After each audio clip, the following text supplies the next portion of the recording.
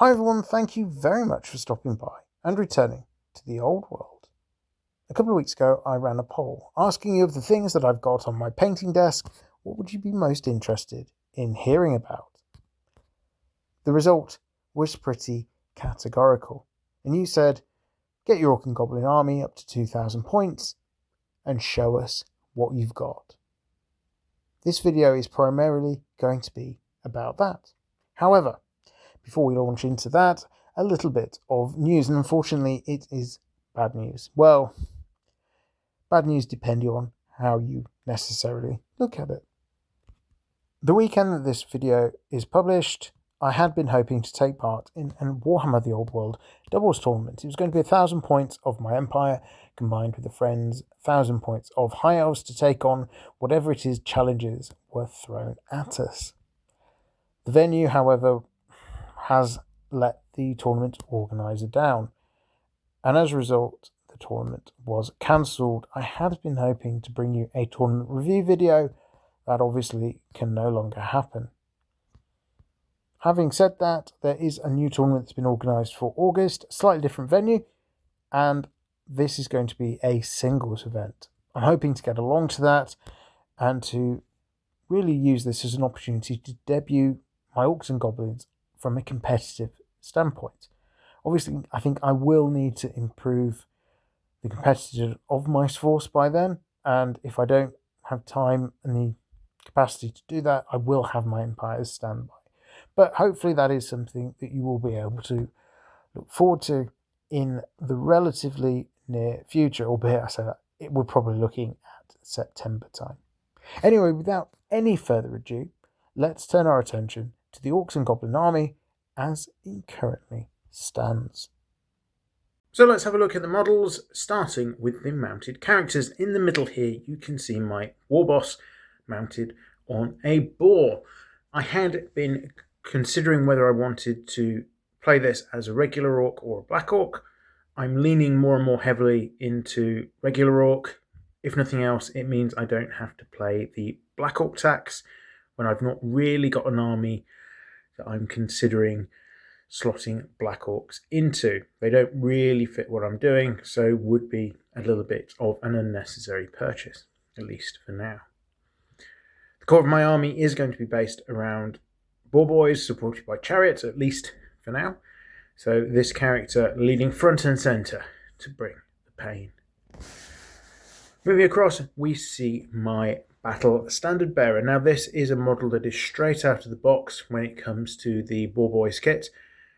I've just given it a slightly bigger standard and painted it bright and purple to mark it out as a character. Now orcs, I think, do have access to some really good banners, and they do combo quite well with those available to the unit. So again, this plays into lots of punch in my unit of boar boys and hoping that they get the job done.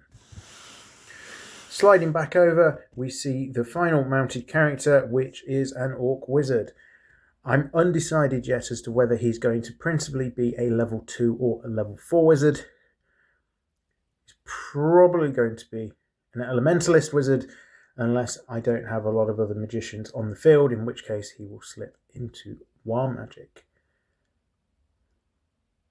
I'll see how it goes. I think it very much does depend on what the other characters in the army look like for any given particular game. Now it's time for the characters on foot, and here we see 2 Night Goblin Shamans. These are basic conversions out of the Night Goblin mod box. Really simple conversions to do, basically chopping up some poles to make them a little bit more interesting and giving them a slightly different colour job to the rest of the units they're going to be associated with. Makes them stand out a little bit, nice and easy to do, and much simpler and cost effective than paying through the nose for the official shaman models. These 2 shamans are likely to be regular participants in my games, as they will be the character tags that allow me to use Night Goblin mobs. As for the other characters on foot, we've got a Night Goblin BSB, again, it's pretty much using stuff out of the box. I had a couple of spare models after building my first Night Goblin mob, so decided to give me really a variety of character options. So next up we see another Night Goblin Big Boss that can be used as a spear or great weapon, depending on what I want to roll in with. And finally we have a Black Orc boss.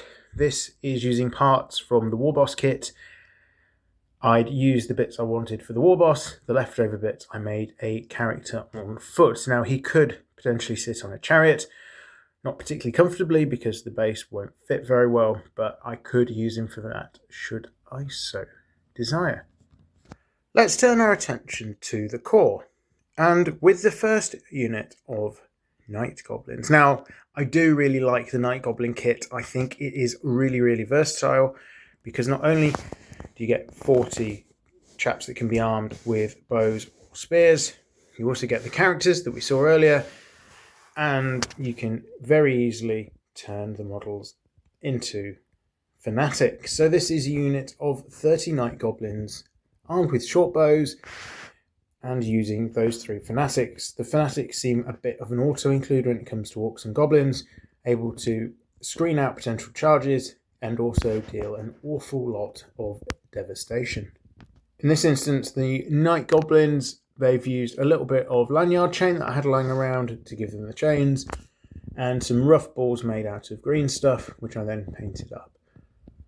Slapping them on some suitable sized circular bases that I had lying around fills out the unit. Now I probably will use this unit as having netters, because for 20 points, reducing the enemy's ability to batter your forces is normally worthwhile.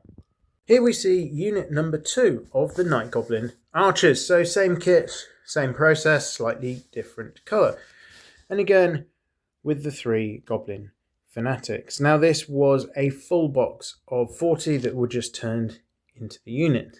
And after painting all of these, I think I'd be very happy not to paint another Night Goblin for a long, long time. Now I've seen a lot of stuff online about Night Goblin armies, 90 in the main unit, a couple of units of 30, with their, obviously, 9 fanatics across the 3 units. Now, I don't think I would have the patience to paint that many Night Goblins, even if that is a particularly effective way of using them, because of the poison banner.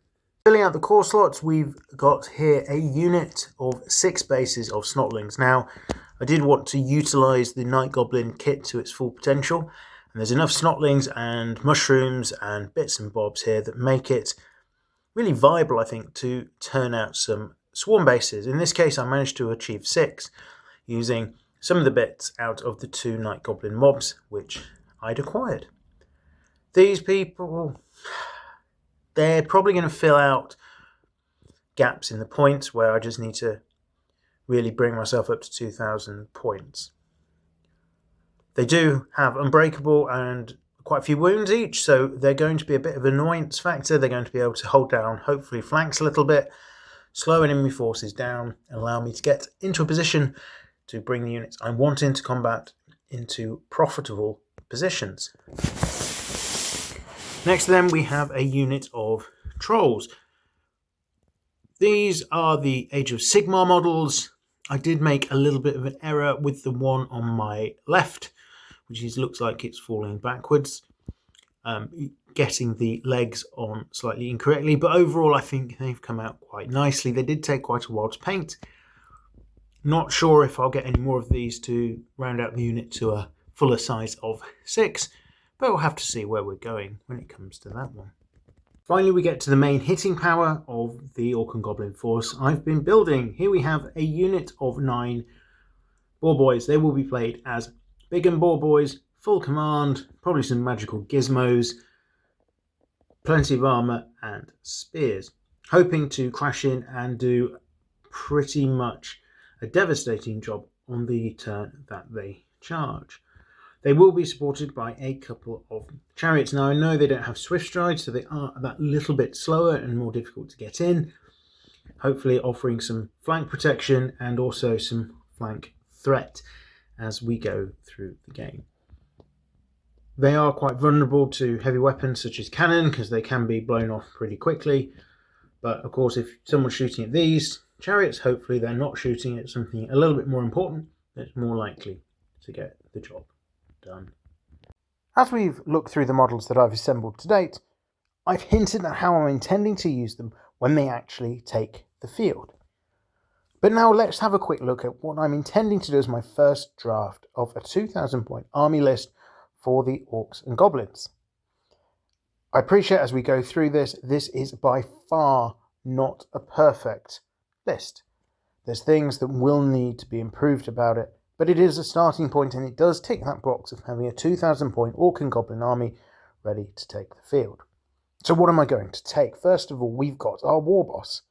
He's riding a boar, he's got a shield, the dead-eyed armour, and the ogre blade. Hopefully this makes him both tanky and hitty enough to really dish out some pain at the forefront of my blob of boar boys, which we'll get onto shortly. He's going to be backed up by 2 level 4 wizards from the Night Goblin persuasion. Both of them are going to run war magic. If nothing else, it gives me that useful, itchy nuisance. One of them will be equipped with the Ruby Ring of Ruin. Then we've got an Orc Big Boss. Heavy armour, shield, boar boy, battle standard bearer with the big red raggedy flag, the trollhide trousers, and a cavalry spear. No guesses where he's going. And finally, we've got an Orc Wizard, again level 4, war boar, a thinking hat, and toting elementalism. That is an awful lot of points sunk into characters. It's pretty much the max, so it is an area where I think savings could be made later on. Turning to the core, we have 2 units of Night Goblin shortbows, both with 3 fanatics and toting netters. One of them is 30 strong, the other is 40 strong, and this 40 strong unit of Night Goblin bowmen is going to have the spider banner for that poison effect. Potentially I could use one of the spare characters I've got of the Night Goblin persuasion, probably the spear-armed one, to knock this out to 41 models, which would fit within the 2,000 point limit. Obviously wouldn't be able to use him, however, as a hero. And finally, in core, we have 3 bases of Snotlings. I had a few points left over when I was bringing this list up, and they seem to be reasonably useful with their fairly good number of wounds and unbreakableness. They could just potentially be enough of a problem to cause someone to slow down and let me get in on them with the things that want to do the damage. Moving on to the special slot, we've got the main unit, which is 9 boar boys. They're going to be equipped with spears, with heavy armour, shields, a full command, obviously going to be big uns, and they're also going to have the banner of butchery, hoping to get that combo in with the red raggedy flag to really maximise their potential to dish out some pain. They in turn will be supported by 2 orc boar chariots. Hopefully they're going to be used for really flank threats around the side of the boar boys when they go crashing in. So there we have it, my 2,000 point force as it currently stands. If you've got any particular ideas of things that would improve it, do let me know. I would say, however, I'm not really in the market to build a full Night Goblin list with 150 or whatever it is, 160 Night Goblin spearmen floating, archers floating around. That's just too many Night Goblins to paint, and I will definitely lose interest in that project if I keep bashing out the same model over and over again.